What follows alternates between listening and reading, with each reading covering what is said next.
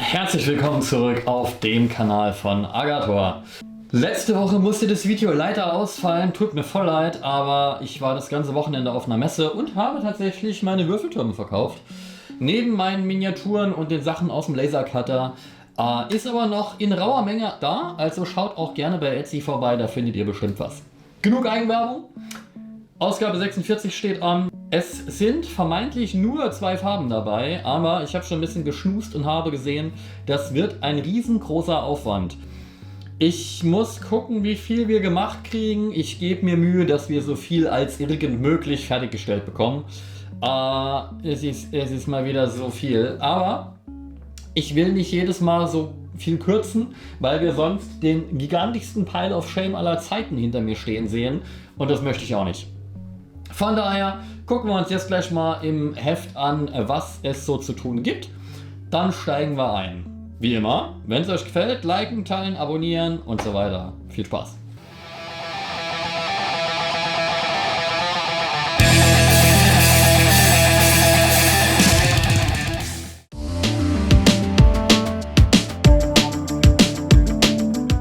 So, wir haben hoffentlich die Reflexion auf das übliche Minimum reduziert. Wie gesagt, heute gibt es 2 Farben. Stormhost Silver und Nightquester Flash.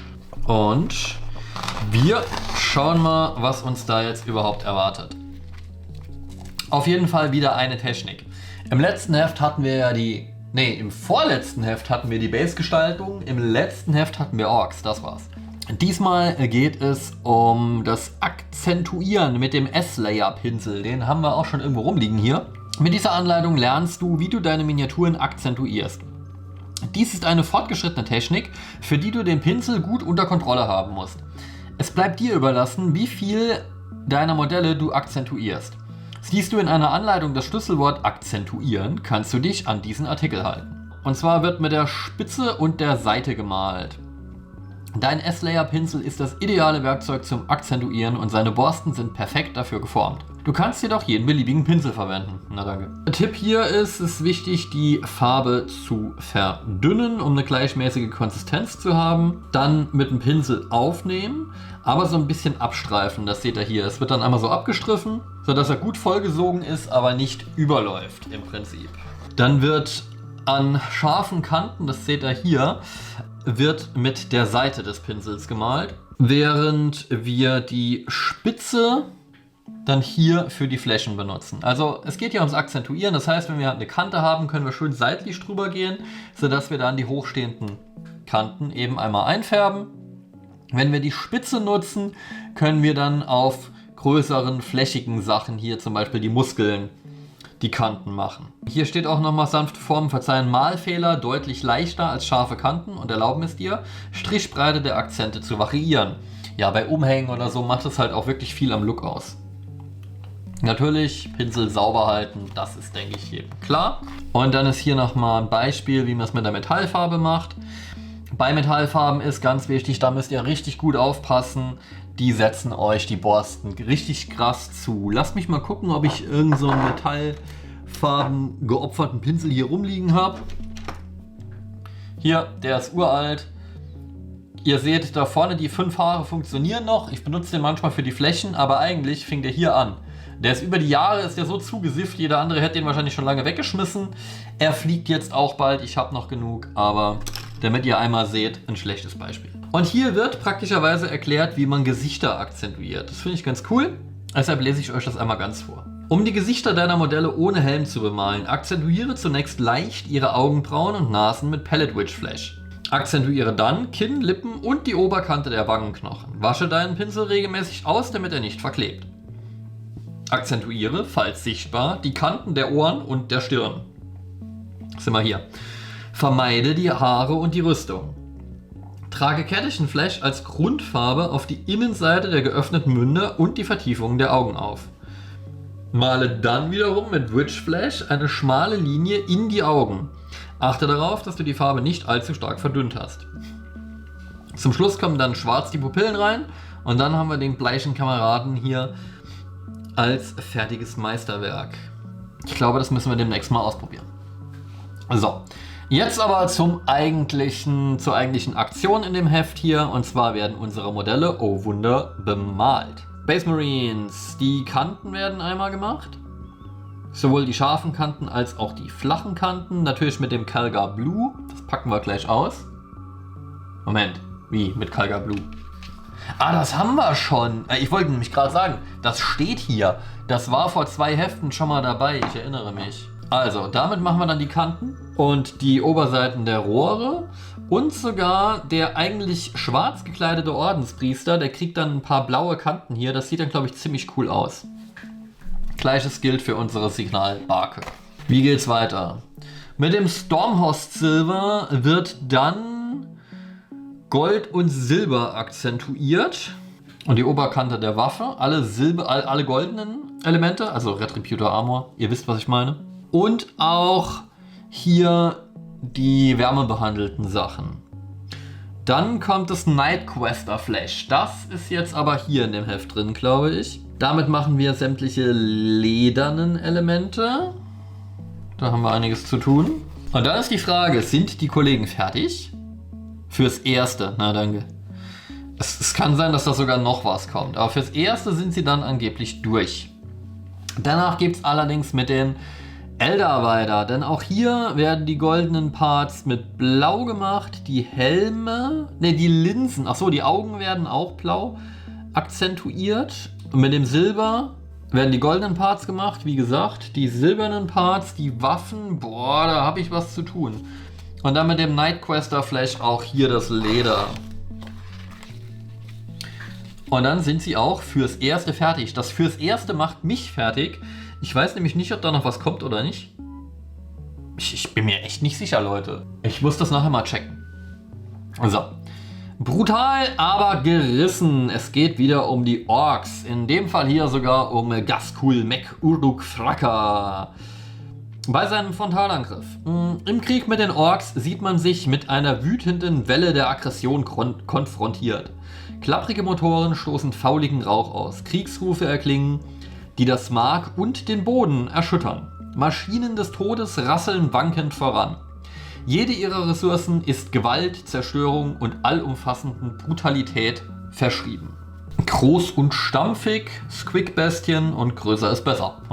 Dann Grundregeln, die Nummer 18, Mission Nichts als Krieg. Die Zeit ist gekommen, deinen Wert als großer Kommandeur der Galaxis unter Beweis zu stellen. Zwischen dir und dem ultimativen Sieg steht jedoch eine feindliche Armee, die auf deine Auslöschung aus ist. Vernichte deine Widersacher und sichere die strategisch wertvollen Positionen des Schlachtfeldes, während du die gegnerischen Truppen daran hinderst, ihre Ziele zu erreichen. Okay, das ist dann nochmal eine Armeeaufstellung. Und hier gibt es Kampfpatrouillenregeln für die Eldar. In Partien von Kampfpatrouille kannst du Entscheidungen über Sonderregelungen und Fähigkeiten treffen, die in der jeweiligen Schlacht für deine Armee gelten.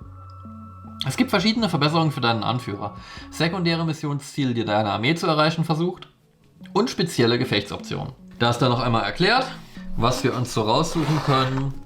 Und dann kommt hier eine Übersicht über die möglichen Verbesserungen für unseren Runenpropheten. Ebenso wie sekundäre Missionsziele. Zum Beispiel können wir uns da die unbegreifliche Agenda oder die höhere Bestimmung raussuchen. Hier ist es, glaube ich, dass man 10 Siegpunkte kriegt, wenn man die gegnerische Aufstellungszone erreicht. Passen wir die Gefechtsoptionen an, erhalten wir beispielsweise pfeilschnelle Reaktionen, Geschosshagel oder C4 Flink. Letzteres baut ein, dass die Eldar so schnell und beweglich sind. Dann geht's hier weiter mit Dunkle Pakte, einer Fraktionsfähigkeit des Chaos. Dunkle Pakte ist eine Fraktionsfähigkeit, mit der die Chaos Space Marines die Segen ihrer grausamen Götter erlangen können. Doch solche Macht hat ihren Preis. Wurde das Geschenk in Anspruch genommen, muss sein Empfänger vor seinen dunklen Herrn treten. Wird er für unwürdig erklärt, bekommt er den Zorn der Chaosgötter zu spüren. Geil. Da geht's dann nochmal, entweder landen wir einen tödlichen Treffer oder wir kriegen einen Trefferhagel ab und zahlen dann einen hohen Preis. Da müssen wir den Moralwert dann auswürfeln. Okay. Hier ist nochmal Werbung für weitergehende Modelle. Das ist ein Wodan. Und dann das Spannende. Es geht nämlich weiter mit der 47 und der 48 und hier kriegen wir Killercopter. 3 Stück jeweils, also es ist wieder aufgeteilt, ihr wisst ja, wie das aussieht, ne? Der Blister ist auf 2 Hefte aufgeteilt, im ersten kleben wir, im zweiten malen wir. Nehme ich einfach mal an. Aber jetzt wird erstmal eine Runde akzentuiert.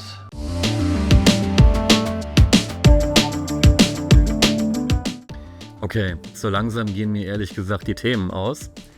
Aber mit den neuen Rassen werden auch nochmal neue Themen dazukommen, denke ich. Heute gibt es mal was jetzt nichts mit dem Heft direkt zu tun hat. Und zwar habe ich mir was zum Fall von Cadia zusammengestellt. Ich meine, wer von euch im Warhammer-Universum ein bisschen drin ist, kennt Cadia auf jeden Fall. Aber ich dachte mir mal, ich sag euch dazu auch mal was. Also, Cadia ist ein Planet. Der galt 10.000 Jahre lang quasi als uneinnehmbare Festung des Imperiums. Die haben Soldaten produziert, da wird Generation um Generation Soldaten geboren, ausgebildet und in den Krieg geschickt.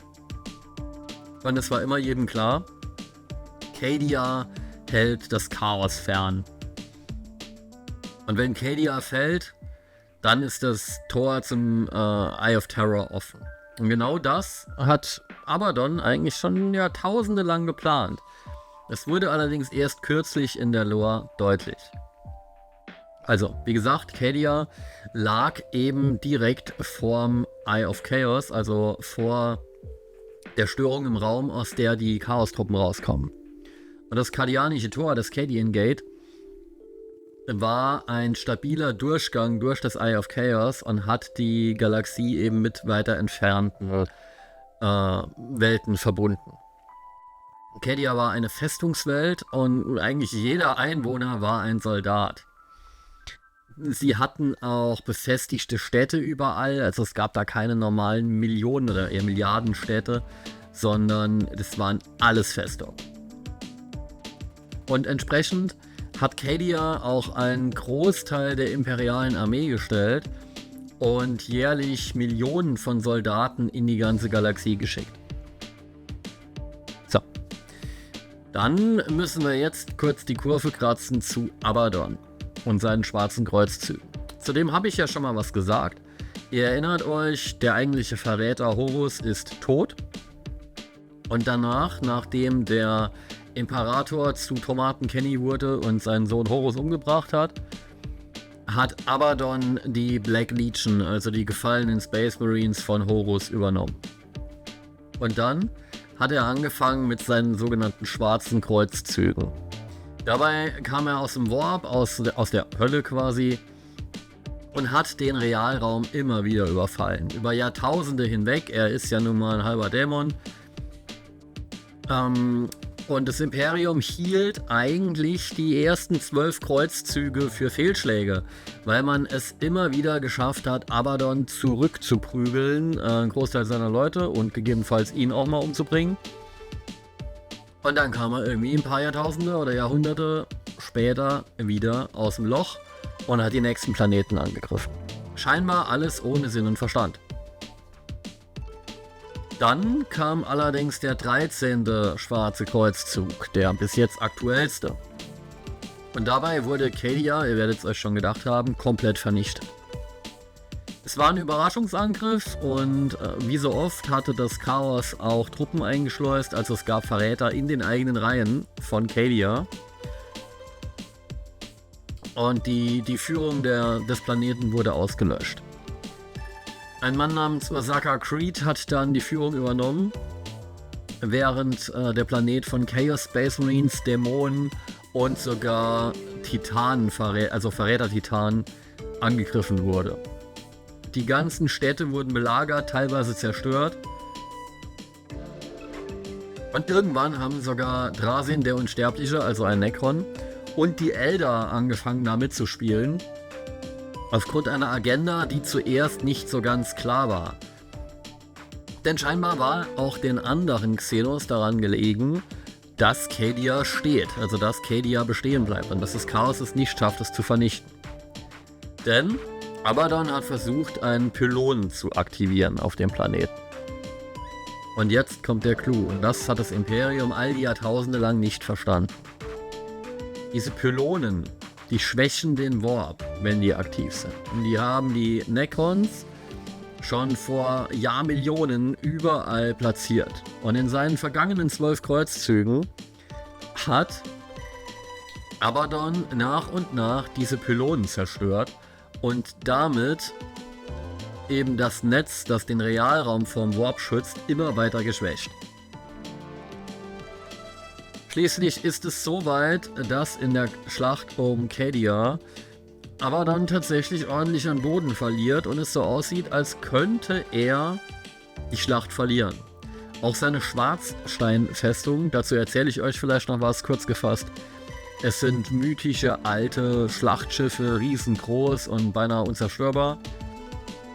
Aus einer ganz anderen Zeit, wird schwer beschädigt. Aber anstatt den Schwanz einzuziehen und abzuhauen, benutzt er kurzerhand die halb zerstörte Schwarzsteinfestung als Rambock und lässt sie auf Cadia stürzen.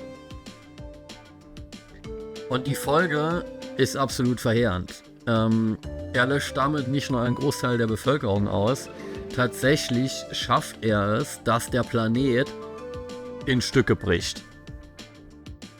Ihr habt garantiert, wenn ihr euch mit Warhammer befasst, schon mal den Spruch gehört, Cadia stands oder Cadia steht. Ja, also die Armee stand zwar noch und die hätte weitergemacht, egal wie viele Leute sie verloren haben. Das war auch immer das Motto bei den Kreuzzügen davor. Aber dass ihr Planet in Teile gebrochen ist nun mal schon ein herber Rückschlag. Es sterben natürlich Milliarden von Menschen, nur ein paar wenige Millionen überleben das Zerbrechen von Cadia. Aber die kämpfen umso verbissener weiter. Das Problem ist, in dem Moment, in dem Cadia zerbricht, entsteht auch der sogenannte große Riss, den ihr auch schon aus der Lore kennt. Also da kommt er her. Und der teilt eben das Imperium in zwei Hälften. Ich habe gerade die Namen vergessen, aber die stehen ja auch in der Lore in den Heften. Und damit beginnt eben eine ganz neue Ära. Das Imperium ist zweigeteilt, das Chaos ist so stark wie seit dem Fall von Horus Lupercal nicht mehr. Und Abaddon hat bewiesen, dass er 10.000 Jahre lang unterschätzt wurde, weil er tatsächlich von Anfang an einen Plan hatte. Und den hat er durchgezogen und zum Schrecken aller hat dieser Plan tatsächlich funktioniert. Genau. Das ist jetzt ganz grob zusammengefasst die Geschichte von Cadia und die Erklärung, was hinter dem Spruch Cadia Stands steht. Wie immer, wenn ihr tiefergehende Infos sucht, guckt euch das Ganze im Lexikanum an. Da habe ich die Informationen zu Cadia rausgezogen und ins Deutsche übersetzt. Oder hört es euch bei Lore-YouTubern an, die findet ihr unten in den Verlinkungen. Beziehungsweise The Fall of Cadia, der Fall Cadias, könnt ihr auch in Buchform nachlesen. Dazu gibt es etliche Romane.